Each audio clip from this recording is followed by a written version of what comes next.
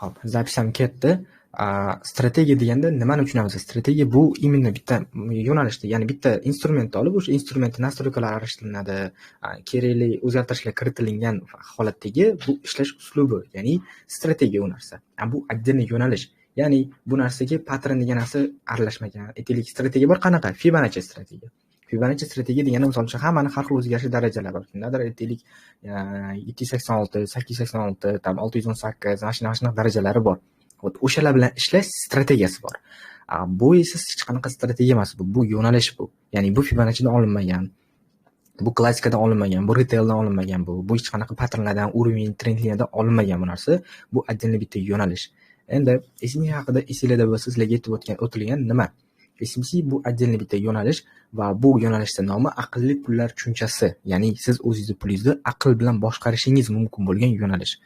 Xo'p, demak, SMCning logikasi bo'yicha o'zingizni depozitingiz, ya'ni o'zingiz, endi bizning biznesimiz bu bizning depozitimiz bo'lgani uchun o'zimizning biznesimizni aql bilan chiroyli boshqaramiz. Bu esa SMCning ключевой taraflaridan biri hisoblanadi. Endi keyingi masalaga o'tsak, bu degani SMC yo'nalishi zo'r, lekin klassika yomonmi? Yo'q. Hamma yo'nalish bir xil, hamma yo'nalishda o'ziga yarasha ishlash win rate bor, hamma yo'nalishda o'ziga yarasha uslubi bor. SMCning boshqa yo'nalishlardan farqi, SMCda aytaylik katta urg'u, ya'ni katta e'tibor likvidnessga qaratilgani uchun bu yo'nalish aniqroq ishlaydi. Va bu yo'nalishda kichkina risk qilib, aytaylik foizda gapiraman, 1.5% risk qilib, bemalol 10-15 barar foyda qilish mumkin. Ya'ni 50%, aytaylik 30%, 100% shunaqa pribili qilish mumkin. Bu SMCda mumkin. Boshqa yo'nalishlarda bilasizlar, u yerda win rate kichkina, u yerda risk reward kichkina, u yerda aniqlik ozgina kamroq. O'shaning uchun bu yo'nalishda sizlarga aqlli taraflarini sanab berdim. Va bu haqida gaplashsak, bizda soatlab vaqtimiz ketadi. O'shaning uchun sizlarga qisqacha ma'lumot berib o'tdim. Ya'ni tipa kirish mavzusi bo'ldi. Endi SMC haqida darsimizda ko'rmaganlar bo'lsa, shunda tepada darslar turibdi. O'sha darslarga kirib, bemalol SMC mavzusini ko'rib olishinglar mumkin va ma'lumot olishinglar mumkin. Xo'p, endi bugungi darsimiz nima desanglar, bugungi darsimiz sizlar bilan bu yo'nalishdagi eng global narsa, eng kerakli narsa, ya'ni odamni tanasidagi eng kerakli narsa aytishlar mumkin, bu yurak, kravobirishlat qiladi, aytaylik boshqa organ bo'lsa, ularni hammasini bitta qilib ushlab turuvchi bu o'zimizning tana suyaklarimiz. Bu SMC yo'nalishining suyagi hisoblanadigan mavzu. Ya'ni hamma bilgan, hamma eshitgan mavzu. Xo'p, struktura mavzumiz. Endi bu mavzuni sizlarga shunaqa darajada tushuntirib beraman, чтобы hamma oddiy SMC yo'nalishini bilmaydigan treyder ham tezroq va tushunarliroq darajada tushunib olish uchun bu yo'nalishni sizlarga tushuntirib beraman. Ya'ni bu mavzuni sizlarga tushuntirib beraman.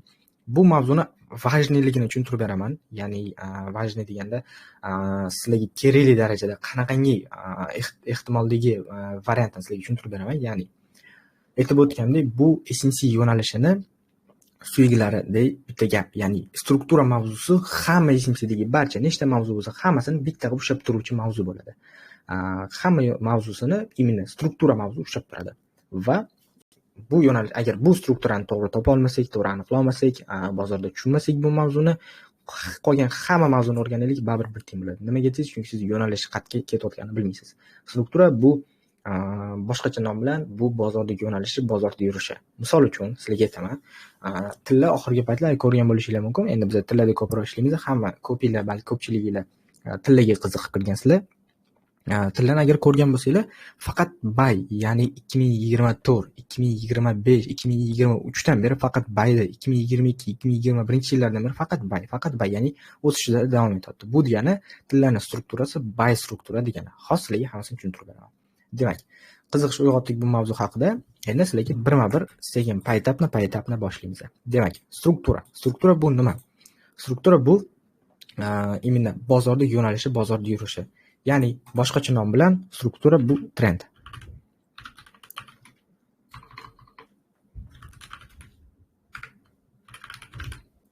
Struktura bu trend. Endi xo'p, struktura deganda biz nimani tushunar ekanmiz? Prosta misolim, ya'ni oddiy qilib tushuntirganda bu trend. Ya'ni bozorda yo'nalishi, bozorda imенно yurish ehtimolligi. Xo'p. Imенно treyderlarda shunaqa tushuncha bor, ya'ni eshitgan bo'lsanglar kerak, trend siz do'stingiz, ya'ni trend is my friend degan inglizcha shunaqa tipa termin bor. Xo'p, bu terminda ma'nosi har doim agar trend bilan birga savdo qilsanglar, sizlar kamdan kam vaziyatlarda stop loss yoki aytaylik silflarga shotinglarni olib borasizlar. Bu degani trend bilan har doim savdo qilish kerak. Xo'p, hali hech qanaqa strategiya yo'q. Ya'ni uzoq muddatli, aytaylik, uzoq muddat haqida gaplashyapmiz. Bu примерно bir 2 hafta, 3 hafta, 4 haftalik bitimlarni aytaman sizlarga. Hali hech qanaqa strategiya yo'q, trendga qarshi ishlatiladigan. Unaqa strategiyalar bo'lsa ham, ular juda qisqa muddatli bo'ladi. Ya'ni ular bitim ochiladi, aytaylik, unaqa katta yurishini kutib o'tirmaydi, tezroq yopib yuboriladi. Ya'ni ular riskovanniy deyiladi. Ularni ochilish vazifasi, ya'ni ularni ochilish nomi aggressive entry deyiladi. Ya'ni juda aggressivni kirish. Xo'p, hozir sizlarga trendni turlarini tushuntirib beraman. Ya'ni trendni o'zi nimaligini bilasizlar, juda yaxshi. Hozir sizlarga strukturani o'zini turlarini tushuntirib beraman. Struktura degani biz ikkita strukturni variantda, ikkita strukturni turini tushunamiz. Ya'ni uptrend, именно trend tushuntiraman, trend, uptrend va downtrend. Struktura esa bu ham почти xuddi shunaqa, ya'ni buy struktura va sell struktura degan yo'llari, turlari bor. Sell struktura. Endi ikkalasini qanaqa farqlaymiz? Buy struktura, sell strukturaligini qattiq aniqlaymiz. Endi sizlarga chizib bu narsani tushuntirib beraman. Xo'p, buy strukturani aniqlashimiz uchun mana qaranglar. Bizga eng kerakli narsa bu minimum va maksimumlar. Xo'p, mana minimum va maksimumlar. Buy strukturada har doim maksimum yangilanib ketaveradi. Ya'ni tilga o'tilgan narsa bu, ya'ni high va low degan tushuncha bor. Bilasizlar? High va low. Mana high, mana bizga low bo'ladi. Endi xo'p, ko'rishinglar mumkin, keyingi maksimum, ya'ni mana bizga high bo'ladigan bo'lsa, narx tushyapti, low qildi, mana. I ko'tarilib yana bitta high qildi. Ya'ni mana bizga higher high deyiladi. Ya'ni maksimumdan ham balandroq degan ma'noni anglatadi. Higher high deyiladi. Mana esa mana lowdan balandroq. O'shaning uchun bu narsa bizga lower high deyiladi. Higher low deyiladi. Xo'p, demak, buy strukturani qattiq aniqlar ekanmiz. Buy strukturada faqat maksimumlar yangilanadi. Mana maksimumga chiziq tortyapman, o'sha maksimum yangilandi. Yana xuddi shunaqa, maksimumga chiziq tortyapman, o'sha maksimum yangilandi. Yana xuddi shunaqa, maksimumga chiziq tortyapman, o'sha maksimum yangilandi. Va agar biz oddiy treyderskiy terminlar haqida gaplashsak, higher high qilib ketaveradi. Uptrend bu higher low qilib ketaveradi. Bu ham uptrend hisoblanadi. Ya'ni strukturamiz bu vaziyatda buy. Buyligini qattiq aniqladik, faqat maksimumlar yangilandi. Ya'ni maksimumga chiziq tortamiz, o'shani urdi. Maksimumga chiziq tortamiz, o'shani yechdi. Maksimumga chiziq tortamiz, yana qaytib kelib o'sha maksimumni yechdi. Mana bu buy strukturaligini bildiradi. Endi sell struktura haqida gaplashamiz. Dogadatsiya qilishinglar mumkin, ya'ni tushunishinglar mumkin, logik bir narsa. Sell strukturada faqat endi maksimumlar emasda, endi faqat minimumlar yangilanadi. Mana ko'rishinglar mumkin. Bizda maksimum bor, bizda minimum bor. Bizda maksimum bor, bizda minimum ma'mulan pastroq. Yana maksimum ma'mulan pastroq, minimum ma'mulan pastroq, maksimum ma'mulan pastroq va dalshi yana minimum ma'mulan pastroq. Xo'p, bu degani xuddi shunaqa, yana xuddi shunaqa low va yana xuddi shunaqa high bor edi bizda. Endi bozor mana bu yerda, eslab qolinglar. Lower high qilib berdi. Ya'ni tepadagi maksimumdan keyingi maksimum pastroqda yopildi, ya'ni buni yechmadi. Low esa, ya'ni mana bu minimum bundan pastroqda yopildi. Bu esa lower low deyiladi bizga. Xuddi shunaqa, ya'ni lower low va lower high. Mana bu sell struktura. Xo'p, lowga chiziq chizaman, mana qilib chiroyli qilib tortaman. Endi trading viewdagi shunaqa fishkalarni bilsanglar kerak klaviaturada. Mana bu narsani mana bunaqa tortsam, ozgina qiynalaman, ya'ni maksimum minimum chiqsam qiynalaman. O'shaning uchun shiftni bosib tortsanglar, bozor o'zi to'g'ri выпрямить qilib oladi. Xo'p, ketdi. Lowdan yana xuddi shunaqa chiziq tortyapman, mana ko'rasizlar buzyapti. Lowdan yana xuddi shunaqa chiziq tortyapman, mana ko'rasizlar yana buzyapti. Xo'p, mana bu narsa bizda buy struktura va sell strukturaligini bildiradi. Aniqlab olsak bo'ladi. Ya'ni buy strukturada demak maksimumlar yangilanadi. Sell strukturada esa faqat minimumlar yangilanib ketaveradi. Xo'p, keyingisi xo'p, demak ovozingiz yaxshi kelmayapti degan savollar bor ekan. Xo'p, keyingisi buy struktura va sell strukturani qanaqa aniqlashni bildik. Endi bu narsa bizga nima vazifani o'tadi va bu narsa bizga nima uchun kerak degan savollarga zo'r javob. Bu narsani kerakligining sababi biz agar strukturani qayerga ketayotganini aniqlab olsak, biz faqat o'sha tarafga сделка qidiramiz, ya'ni bitim ochamiz. Ya'ni struktura bayligini bilamizmi? To'shda bozor mana maksimum deyishdi, bayligini bildik, to'g'rimi? Endi bizda nima bo'lishidan qat'iy nazar, bozor eng maksimum yaratgan payt откат beradi-yu. har safar, ya'ni vaziyat faqat bayga qidiramiz. Man poyizonda, man bittaga qiziqishonda faqat bayga qidiramiz. Ya'ni sizlar bilgan yo'nalish bo'yicha aytaylik, Fibonacci bo'yicha aytaylik, Fibonacci'ni tortib ko'ramiz man bitta bayga, selga emas. Ya'ni agar man bitta selga ochib qo'ysanglar, bilasizlar, struktura bay bo'lgani uchun baribir urib ketadi. O'shaning uchun struktura bayligini bilib turib, biz faqat bayga enter, ya'ni qiziqish bitim ochib ko'ramiz. O'sha sababdan strukturani qayerga ketayotganini aniqlashimiz kerak. Agar struktura bayligini bilib tursangiz, siz selga zelka ochsangiz katta zararga kirib ketasiz va katta sliplar, ko'p zararlar imенно mashinasidan kelib chiqadi. Agar siz struktura selligini bilib turib selga zelka ochsangiz, bu degani trend bilan birga savdo qilasiz. Baribir misol uchun aytaylik, mana bitta selga zelka ochsangiz, bozor ozgina korreksiya oladi, to'g'ri, ozgina zararga olib kiradi sizni, lekin baribir katta pribili turadi. Sabab chunki trend sell, siz bilasiz to'g'ri o'qiyotganini, yo'nalish bu yodaligini bilasiz. Endi xuddi shu vaziyatda agar mana shundan buy kirsangiz, birinchi ozgina foydaga o'tadi, keyin baribir katta zararga o'tib ketadi. Agar mana bitta foydani yopmasangiz, chunki mana buy kirganingiz agressivniy vhod deyiladi, ya'ni bu narsa trendga qarshi counter trend savdo bo'ladi. O'sha sababdan iloji boricha harakat qilinglar, trend bilan birga savdo qilishga, trend bilan birga bitim ochishga. Mana bu sizlarga strukturani vazifasi, strukturani imенно logikasi, strukturani ma'nosi hisoblanadi. Ya'ni struktura baymi nima bo'lishidan qat'iy nazar, mana qaranglar, yaxshilab eshitinglar. Selga tasdiq bersa ham nima bo'lishidan qat'iy nazar faqat bayga ishlaymiz. Struktura selmi nima bo'lishidan qat'iy nazar selga ishlaymiz. Mana bu bizning главный qoidamiz. Xo'p, demak, endi esinglarda bo'lsa klassik yo'nalishda o'tilganimiz, ya'ni уровень trend liniya bo'yicha o'tganimizda nimani o'rgangan edik? U yo'nalish endi har bitta treyder o'zgarish yo'nalishi va o'zgarish ishlash uslubi bor va u yo'nalishda bitta no tarafi nimada? Ularda misol uchun bitta daraja bormi? Darajaga keldi, darajani buzmasa, ular buy kirishadi. Mabodo agar buzsa, sell kirishadi. Yoki degan termin bilan ular savdo qilishadi. Yoki buy buzsa yoki sell. Yoki degani bu noaniqlik, ya'ni aniqsizlik bu yerda. Ular o'ziga uverin emas, ya'ni qatdan kirishga, qatdan chiqishga ular uverin bo'lmagani uchun mana shunaqa tema bo'ladi. Endi bizning yo'nalishda farqi nimada? Bizning yo'nalishda farqi strukturniy mana bitta maksimum bormi? Bozor mana shu maksimum deyish kerak, chunki struktura buy. Bizda nima bo'lishidan qat'iy nazar buy kiramiz. Mana bitta zonamiz bor, zonani buzdimi? Biz bu yerdan sell kiramiz degani emas u. Mana pastroqdan zona qidirib, o'shdan baribir buy tiqamiz. Mana bu haqiqiy struktura, haqiqiy yo'nalish hisoblanadi. Ya'ni SMC yo'nalishini boshqa yo'nalishlar bilan farqi va SMC yo'nalishini keng tarqalganining главный katta sababi bu aniqlik. Ya'ni bizda aniqlik kattaroq. Chem boshqa yo'nalishlardan ko'ra, ya'ni likvidnosga qurilmagan yo'nalishda aniqlik kamroq bo'ladi har doim. SMC esa likvidnosga qurilgan. Даже mana bu high yetishi ham bozorda likvidnost deyiladi. Endi ma'lumot uchun u narsaga отдельный mavzu bo'ladi. Ma'lumot uchun sizlarga aytib o'tib ketaman. Likvidnost bu nima deganligi, yengilligi. Likvidnost bu bozorni boshqaruvchi, ya'ni bozor ovqat, bozor ovqati. Misol uchun siz ertalab turib harakat qilishingiz uchun ovqatlanishingiz kerak, energiya olishingiz kerak. Bozor ham xuddi shunaqa. Bozor harakat qilish uchun bu likvidnost yig'adi. Ovqat bilan bir xil narsa likvidnost. Faqat u bozorda ovqat hisoblanadi. Bizda esa imенно bizning yo'nalishimizda esa imенно o'sha likvidностga qurilgan hisoblanadi. Xo'p, demak, struktura haqida qisqacha ma'lumot oldik. Endi hozirlarga strukturadagi terminlar bor, ayrim terminlar bor. Hozirlarga o'sha terminlarni aniqlab tushuntirib beraman. Xo'p, struktura haqida hozirlarga shunday bozordan ozgina primer keltiraman. Mana, misol uchun maksimum minimumlar bilan primer keltiraman. Bu paramiz UPUSD parasi 15 minutlik time frame. Bilasizlar, bozor fraktal, ya'ni bozorda time frame umuman rol o'ynamaydi, umuman tanlamaydi time frame. O'shaning uchun bemalol любой time frame, xohlasangiz 1 minutlik analiz qilib berish mumkin. Xo'p, struktura deganda biz nimani tushunamiz? Bizga kerak narsa eng maksimum va minimumni belgilay olamiz. Misol uchun mana bu vaziyatda qaranglar. Mana bitta maksimum bor bizda, mana bitta minimum bor. Ko'rishingiz mumkin, bozor mana bu maksimumni buzdi. Ya'ni mana bu narsa buzildi. Xo'p, ya'ni yechdi, boshqacha nom bilan yechdi. Bozor yana ko'tarildi, ya'ni yangi maksimum yaratdi, endi tushyapti, to'g'rimi? Bizda nima bo'lishidan qat'iy nazar, struktura bilan birga, ya'ni eng maksimumga biz chiziq tortib qo'yamiz. Shuni bilamiz, to'g'ri, yana bir marta keladi bozor. Nima bo'lishidan qat'iy nazar, даже o'rtadan bo'lsa ham bitta buy kirishimiz kerak. Mana pozitsiya deyiladi bu, bitim ochish uchun. Xo'p, mana shundan buy kiramiz. Strukturning maksimumgacha. Mana.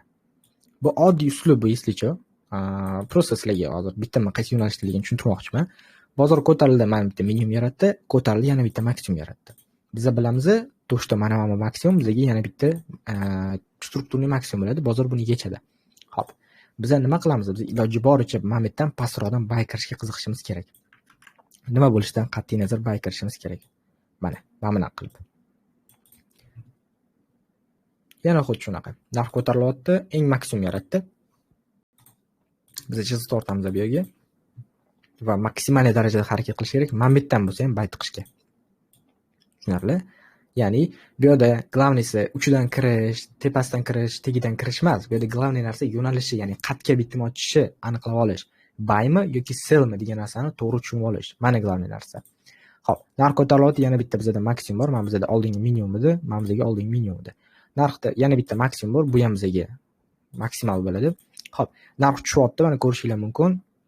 Даже mana eng o'rtasi qaysi biri? 0.5. Примерно mana bu yerda, to'g'rimi? Даже mana bu yerdan bayga zilka o'tsanglar ham baribir foydada chiqasizlar. Nimaga detsanglar? Chunki bu narsa, ya'ni nimaga bu yerda foydaga chiqam? Chunki struktura bilan birga savdo qilayotganimiz uchun bu yerda foyda bo'ladi, по-любому. O'shaning uchun главный narsa bu yerda imенно bitimi pozitsiyani, ya'ni zelkani yo'nalishini aniqlab olish. Buymi yoki sellmi degan tushuncha. Narx ko'tarilyapti, yana bitta yangi maksimum bor. Bu bizga nima bo'ladi? Yana yangi maksimum chizuv bo'ladi. O'shga chiziq tortamiz. Narx tushyapti. Maksimal darajada harakat qilishimiz kerak faqat bayga ishlashga, bayga savdo qilishga, qatgacha, mana bu zonagacha. Ya'ni chiziqgacha. Yana xuddi shunaqa narx ko'tarilyapti. Bizda maksimal bor. Xo'p, mana bizga eng minimum bo'lardi. Yana chiziq tortamiz bu yerda. Iloji boricha harakat qilamiz. Mana biz oqqan payt endi bayga tasdiq qilib zonalar berib, o'shdan bayt qolishga, qatgacha, mana bu chizuvgacha. Mana bu chizuvgacha. Mana dalish ketdi tepaga qarab. Tushunarli? Mana bu analiz deyiladi. Hozir shu yerda o'zida bitta joyga bitim ochib, hozir shu yerda o'zida 1, 2, 3, 4, 5, 6 tadak profit oldik. Ya'ni win rate bo'yicha bu yerda 100% win rate. Endi hozir sizlarga bu hech qanaqa bitim emas, bu hech qanaqa aytaylik sizlarga mana shunaqa savdo qilinadigan narsa emas bu. Prosta sizlarga yo'nalishlarni aniqlab olinglar bo'ldi, ya'ni strukturani, главный strukturani ma'nosini sizlarga tushuntirib beraman. Prosta grafikda sразу grafikda tushuntirib beraman bu narsani. Xo'p, buni tushundik degan bittaman. Endi sizlarga hozir bu narsani, strukturadagi terminlar haqida gaplashamiz. Ya'ni strukturni termin. Endi bemalol mana bu narsani bemalol rasmga olishingiz mumkin. Xohlasanglar o'zingizlar uchun skrinshot qilib yoki rasmga olishingiz mumkin. Asliga ungacha ham ozgina vaqt beraman, ya'ni 1 daqiqadan keyin sразу davom etamiz.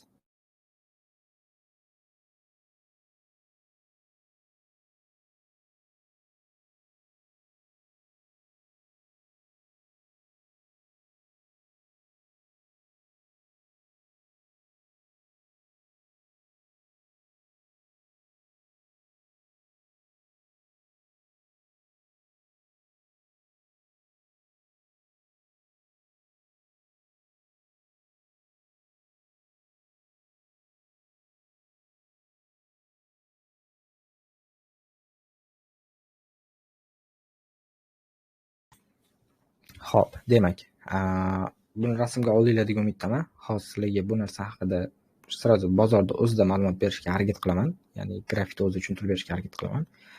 Tak, ovozim yaxshi deb o'ylayman. Ovoz taraflama muammo yo'q. Balkim o'zingizlarda muammo bo'layotgandir, ovoz taraflama. Lekin bizda hamma narsa yaxshi.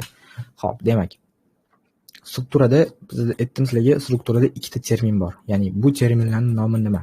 Bu terminlarning nomi birinchisi boss, ko'plar eshitgan bu narsani. Ikkinchisi cho'ch. Mana boss va cho'ch. Ya'ni struktura mavzusini ikkita turi dedim sizlarga, ikkita termini bor dedim va o'sha ikkita termini bu boss va cho'ch deyiladi. Xo'p, endi sizlarga o'zingizlarda savol bo'lishi mumkin. Boss bu nima degan savol. Mana sizlarga buni so'zma-so'z yozib beraman.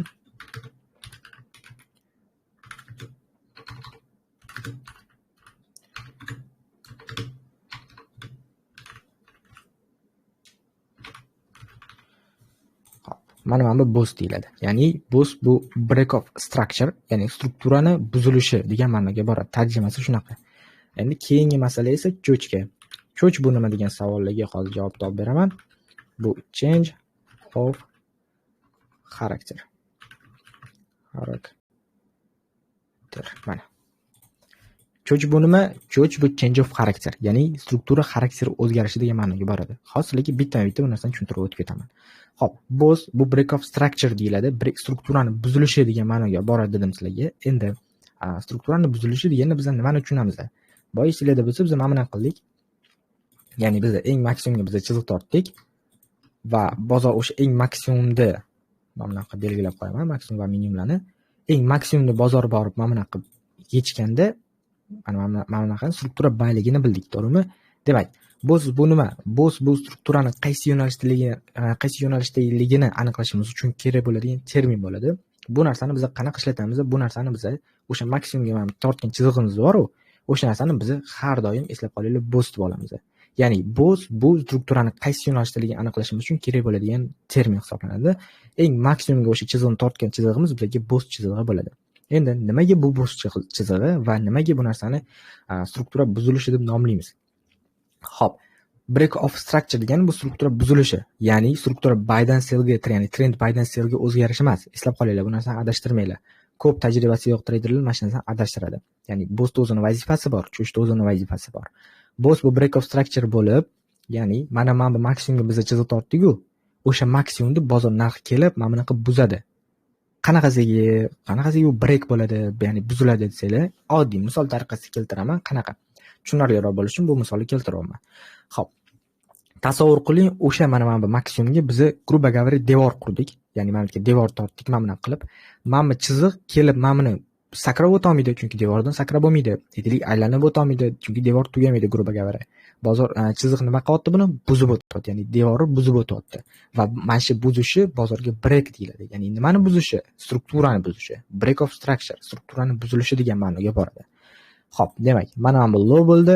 Endi narx razvorot oldi buzgandan keyin уже bizda nima bor? Yangi high bor. Va mana bu yangi high ham bizga nima bo'ladi? Boss bo'ladi. Tushunarli? Biz nimani kutamiz? Mana bu bossga ketishini. Ya'ni narx razvorot olib, mana bu bossni break qilishini kutamiz. Mana bu narsa bizga boss deyiladi. Tushundinglar buni? Xo'p, demak, mana bu boss. Grafikda ham xuddi shunaqa. Ya'ni ozgina farqi to'shda shamchalar bilan, bu yerda chiziqlar bilan ko'rsatdim. Bu yerda shamchalar bilan bo'ladi. Endi cho'ch deganda biz nimani tushunamiz desanglar, mana qaranglar. Boss degani nimaga imенно mana bu minimumdan boydan beri mana bitta yangi chizib kelyapman. Nimaga minimumdan chizib kelyapman? Buning ham sababi bor.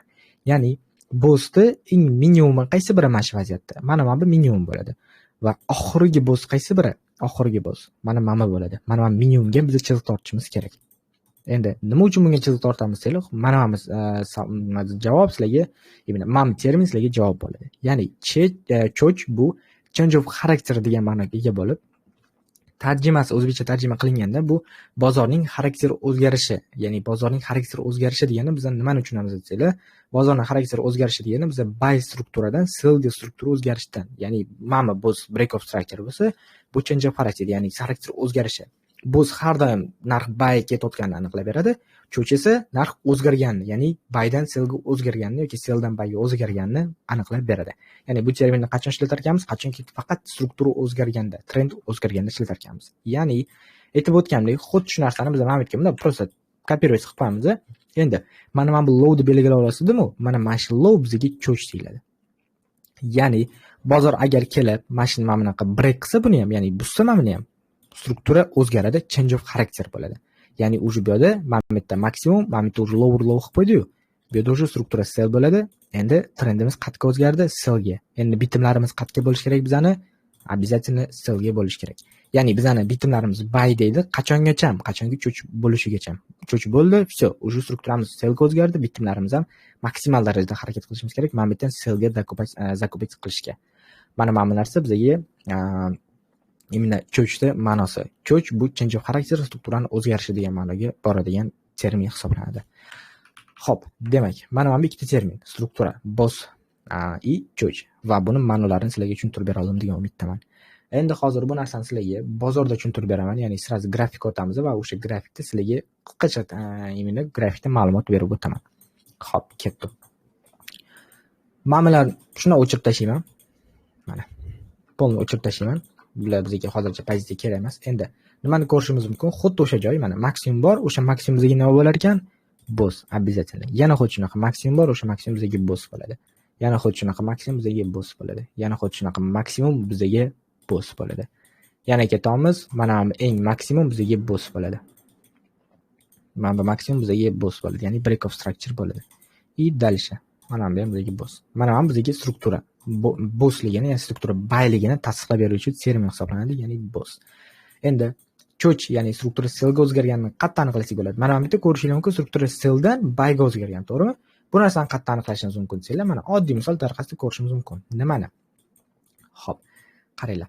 Tak, bu yerda emas, ozgina boshqacharoq primer keltiraman, chunki hozir mana bu yerda soya bilan echgan, bu narsani sizlar ozgina tushunmay olasizlar. O'sha sababdan mana bu yerdagi primerni keltiraman.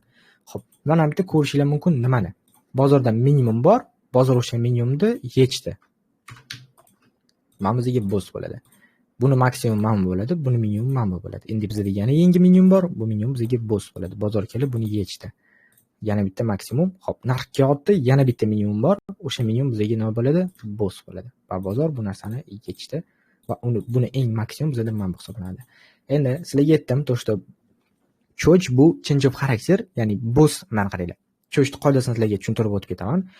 Cho'ch topishimiz uchun bizga eng oxirgi boss qilgan maksimum yoki minimumni belgilay olamiz. Ya'ni struktura sell bo'layotgan bo'lsa, endi обязательно boss low da bo'ladi. Demak, eng oxirgi bossni high bizga cho'ch bo'lar ekan. Agar strukturamiz buy bo'lsa, eng oxirgi bossni low bizga o'sha cho'ch bo'ladi. Bu vaziyatda mana qaranglar. Bu vaziyatda narx tushyapti, mana bizga struktura. Bu narsani sizlarga shunday screenshot qilib, nimaga tashlab qo'yaman, ya'ni bu narsani screenshot qilib Xo'p.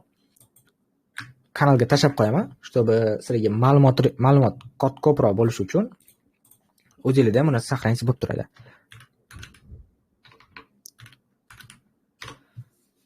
Endi oxirgi, ya'ni cho'ch aytdim sizlarga, nima deb? Cho'ch bu oxirgi maksimum, ya'ni oxirgi bossi maksimum. Bu vaziyatda struktura sell bo'lgancha eng oxirgi bossi maksimum qaysi biri? Mana bu bo'ladi. Bu bizga avtomatik cho'ch bo'ladi. Endi struktura o'zgarganini qayerdan bilamiz? Endi biz tarix ko'rmaymiz, mana ko'rmaymiz, budishni ko'rmaymiz kelajakni. O'shaning uchun mana maksimum va minimumlar yana belgilab olamiz. Mana bu low bizga nima bo'ladi? Boss bo'ladi. Mana bu high bizga cho'ch bo'ladi. Endi narx nima qilyapti? Narx ko'tarildi. Biz maksimal darajada harakat qilishimiz kerak. Faqat mana bu yerdan sell, mana bu yerdan sell, mana bu yerdan sell, mana bu yerdan sell kirishga. Qachongacha o'sha struktura o'zgargandan keyin o'sha buyga o'zgaradi. Ya'ni narx keldi, tushdi, yaxshigina oqib berdi, lekin razvorot olib, baribir nima qildi? Cho'ch chizig'ini buzib o'tdi, break qildi. Bu narsa bizga o'sha struktura o'zgarganini ko'rsatib beradi. Ya'ni strukturamiz sell edi, endi buyga o'zgardi, razvorot oldi. Yana ko'rishimiz mumkin nimani? Bu vaziyatda qaranglar, narx ko'tarilyapti, mana bizda eng maksimum bor, maksimal nuqta va mana shu bizga yana bitta yangi boss bo'ladi. Xo'p, buni lowi qaysi biri edi? Buni lowi mana bu shamchani o'zi ekan. Endi oxirgi boss mana bu bo'lgani uchun mana bu narsamiz endi bizga cho'chga o'zgardi. Nimaga? Chunki struktura selldan buyga o'zgardi-yu. Xo'p, oxirgi minimum mana bo'lgani uchun cho'chimiz o'sha bu yerga ko'chadi. Mana bu lowga ko'chadi. Narx ko'tarilyapti. Bu vaziyatda nima qilyapti? Narx ko'tarildi va oxirgi minimumimiz mana bu vaziyatda. Tak, aytaylik, hozir bir daqiqa. Tak, ko'tarildi. Xo'p, qaranglar. Bizga mana bu yerda bossimiz katta edi. Endi mana bu kichkina yurishlarni biz boss cho'ch deb olishimiz mumkinmi desanglar, bu vaziyatda mana bu time frame uchun kerak emas. Lutchi bu narsani cho'ch deb olishinglar ozgina xato bo'lib qoladi, lekin mana bunaqa sal ozgina krupniroq harakatni bemalol cho'ch deb olishinglar mumkin. Ya'ni mana bu high bizga maksimum bo'la oladi va bossimiz mana bunga ko'chadi bizani. Endi buni low qaysi biri minimumi? Mana bu. Cho'chimiz avtomatik bu yerga ko'chadi. Endi yaxshilab e'tibor bergan bo'lsanglar, nimaga yaxshilab e'tibor bergan bo'lsanglar, bozorda bosslar, ya'ni bozorda bosslar joyida qolyapti, yangi boss yaratilmayapti. Cho'ch esa mana bu lowdan mana bitgan bu yoqqa ko'chib kelyapti. Ya'ni demak, bozorda boss ozgina ko'proq bo'lar ekan, cho'ch esa bitta yoki ikkita ko'rishimiz mumkin ekan. Ya'ni strukturni razvorot bitta yoki ikkita bo'lishi mumkin. Atak boss bizda ko'proq bo'lar ekan. Mana shu narsani ham biz zametkaga olib qo'yishimiz shart. Xo'p, narx ko'tarildi. Bizda eng maksimum bor. Bu bizga boss bo'ladi. Endi biz buyga zerk ochishimiz kerak, to'g'rimi? Bu vaziyatda narx tushdida, ozgina konsolidatsiya qilib, bit turib cho'chchi buzdi. Uje struktura sellga o'zgardi. Mana avtomatik bizga cho'chga o'zgaradi. Nimaga aytsanglar, chunki struktura uje buydan sellga o'zgargani uchun bu bizga avtomatik cho'ch bo'ladi. Mabodo agar narx kelib buni ham buzsa, uje struktura yana bitta buyga o'zgarib ketgan bo'ladi. Shunaqa harakatlar ham bo'lib turadi. Xo'p, endi buni low, ya'ni minimum mana bu. Bu minimum bizga nima bo'ladi? Boss bo'ladi avtomatik. Endi narx tushdi, buni bossni tana bilan eshitdi va buni maksimum bizga mana bo'ladi. Va bu maksimum oxirgi bossni maksimum bo'lgani uchun cho'chimiz shu yerga ko'chadi. Narx tushdi, yana bitta low yaratdi. Bu bizga yangi boss bo'ladi, mana ko'rishingiz mumkin. Boss maksimumi qaysi biri? Hozircha mana bu nuqta ekan. Cho'chimiz mana bu yerga ko'chadi. Va dalish mana shunaqa ketaveradi. Mana bu cho'chdan primer. Ya'ni men primer sizlarga bozorga tashlab qo'yaman sizlarga o'zingiz uchun.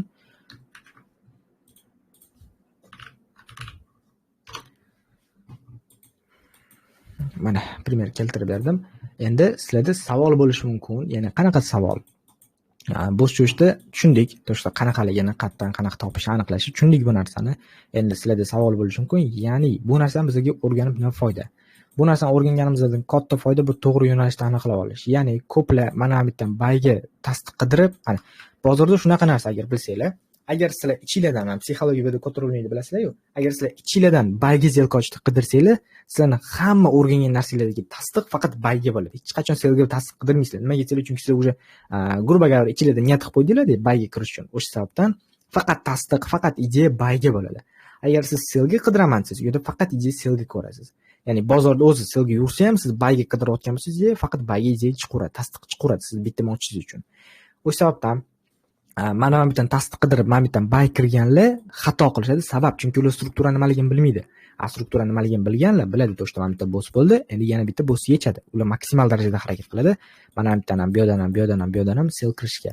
Обязательно endi razvorot bilan, tasdiq modellari bilan, lekin baribir ularning bitimlari faqat sel bo'ladi. Qatgacha, mana bu bossgacha. Ya'ni yangi boss yaratilyapti, atkat olishni kutadi ular va yana xuddi shunaqa faqat selga bitim ochishaveradi. Qatgacha, yana xuddi shunaqa bossgacha. Mana bu strukturaning главный ma'nosi. Nimaga struktura o'rganishimiz kerakligi.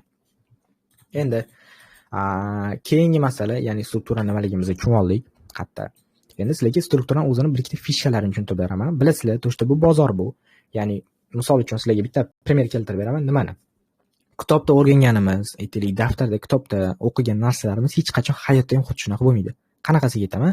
Mana misol uchun, bu yerda ko'p kishi adashmasam agar o'g'il bola bo'lishi kerak.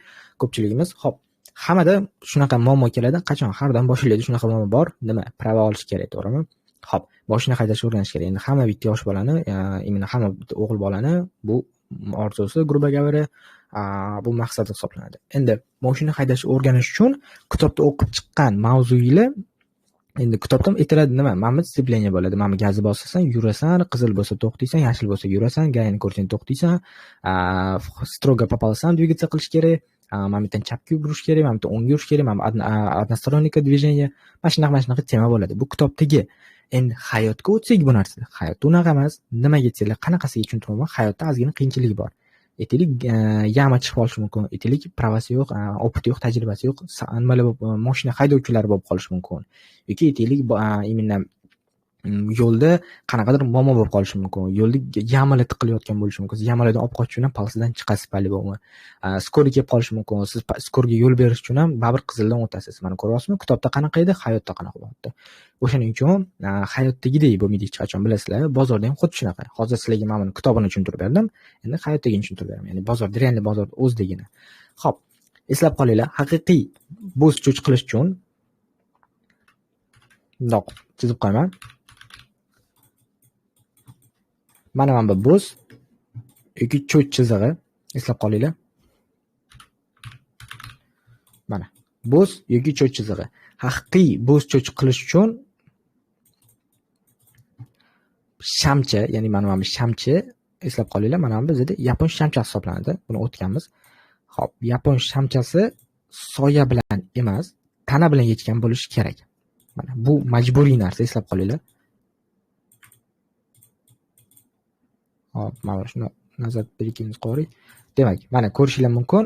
Mana bu narsa bizda tana bilan emas, soya bilan yechib narx tushyapti pastga, to'g'rimi? Mana bu narsa bizga haqiqiy bo'z yoki cho'ch bo'lmaydi, eslab qolinglar. Xo'p, mana bu soya bilan yechishi bu bizga fake bo'ladi. Tushunarli? Endi haqiqiy bo'z cho'ch bo'lishi uchun esa bizga shamcha mana bunaqa tana bilan yechgan bo'lishi kerak. Mana bu haqiqiy, ya'ni bu narsa haqiqiy bo'ladi. Real grubo говоря. Realda yozib qo'yaman bu narsani. Bu narsa bo'z cho'chi farqlash. Endi men bu vaziyatda, ya'ni bu narsani sizlarga shuna rasmga olib tashlab yuboraman. Sirazu fursatdan foydalanib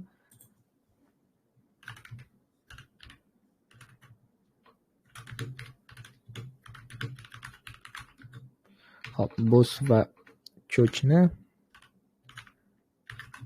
aniqlash. Endi hop, bozorda bu narsani primer darajada sizlarga ko'rsam, boya aytdim mana bu yerda. Bu primer ozgina xato bo'lar ekan sizlarga dedim-ku, mana bu yerda. Hop, ko'rishinglar mumkin, mana bu yerda bozor lov yaratdi, minimum yaratdi, to'g'rimi? Ozgina korreksiya oldi va high yaratdi. Mana bu lovga biz chiziq tortdik va bu chiziq bizga bo'z bo'ladimi? Yo'q, bu bizga hech qanaqa bo's bo'lmaydi. Eslab qolinglar. Bu bizga bo's haqiqiy bo's bo'lmaydi. Mana bu haqiqiy bo's bo'la olmaydi bizga. Mana dumaloq qilib, mana buni belgilab qo'yamiz o'zimiz uchun. Mana ko'rishlar mumkin. Nimaga bu narsa haqiqiy bo's bo'lmaydi? Chunki bu bizga tana bilan emas, soya bilan yechgan. O'sha sababdan bu bizga haqiqiy bo's bo'lmaydi. Ya'ni bu narsaga narx kelib, qaytib kelib tana bilan yechishini kutamiz yana. Endi haqiqiy bo's qayerda bo'ladi desanglar, mana bu yerda haqiqiy bo's ko'rishimiz mumkin. Xo'p, buni примерно mana bu vaziyatni olaylik. Mana low, mana bizga bo's.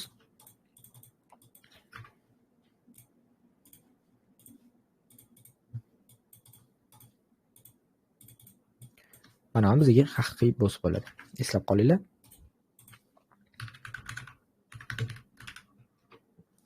Cho'chda ham xuddi shunaqa. Ya'ni cho'ch bo'lish uchun ham soya bilan emas, tana bilan yechgan bo'lish kerak. Обязательно. Endi sizlarda savol bo'lishi mumkin. Agar mabodo narx kelib soya bilan yechib turib, soya bilan yechib qaytib ketib qolsa, biz nima qilamiz? Bo's shu yerda qolaveradimi degan savollarga javob yo'q. Bo'sni biz aqlliroq darajada foydalanamiz, ya'ni o'sha narsani oxirigacha tortamiz. Ya'ni qachonki tana bilan yechsa, o'shanda bizda haqiqiy hisoblanadi. Hozirlarga bitta shuni primer keltirib beraman. Qanaqa primerligini hozir ko'rib olasizlar. Demak, hop, bu yerda vaziyati yo'q. Tak, hozir 1 daqiqa.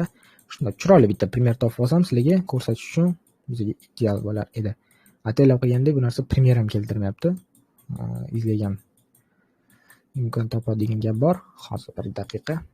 Bu yerda yo'q. Bu yerda primer topa olmadim. Ozgina yo'q. Bu ham sal xato primer bo'lgan ekan. Sizlarni chalg'itib qo'ymaslik uchun sizlarga bu narsani chiroyliroq primer keltirib bermoqchiman bozordan. Tak, shuni birga o'tkazib ko'ramiz.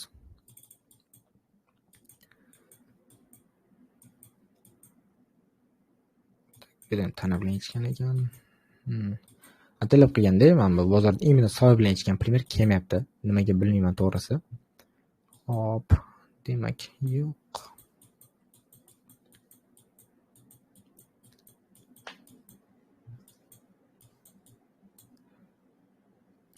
Bunda ham tana bilan yechgan ekan.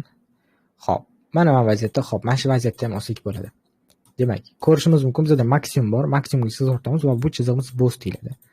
Endi bu bo'sni soya bilan yechib qayta nazorat oldi. Bu vaziyatda nima qilamiz desanglar, bu vaziyatda biz mana bu narsani dokonsa tortamiz. Qaytgacha, qachonki tana bilan yechgacha. Mana bu soya bilan yechdi, yana tortamiz, yana mana bu tana bilan yechdi. Mana bu endi haqiqiy bizga bo's bo'ldi. Buni bemalol foydalanishimiz mumkin. Tushunarli? Bu ham bo's va cho'chchi immunitet termini, bozordagi termini. Ya'ni bozorda haqiqiy bo's va cho'ch bo'lishi uchun iloji boricha faqat tana bilan yechgan vaziyatni ko'ramiz. Soya bilan yechdimi, demak u fake bo'ladi. U ko'pincha vaziyatlar nazorat oladi va ko'tarilib o'sha cho'ch yoki bo's qilib qo'yadi. Juda ko'p vaziyatlarda esa u narsani yana qaytib kelib tana bilan yechadi. Bu narsa bizda tillarda, ya'ni gold paramizada juda ko'p uchraydi bunaqa narsa, bunaqa tema, ya'ni soya bilan yechib ketilishi. Misol uchun mana 5 minutlik o'taman. Yo'q, 15 ga o'targanman.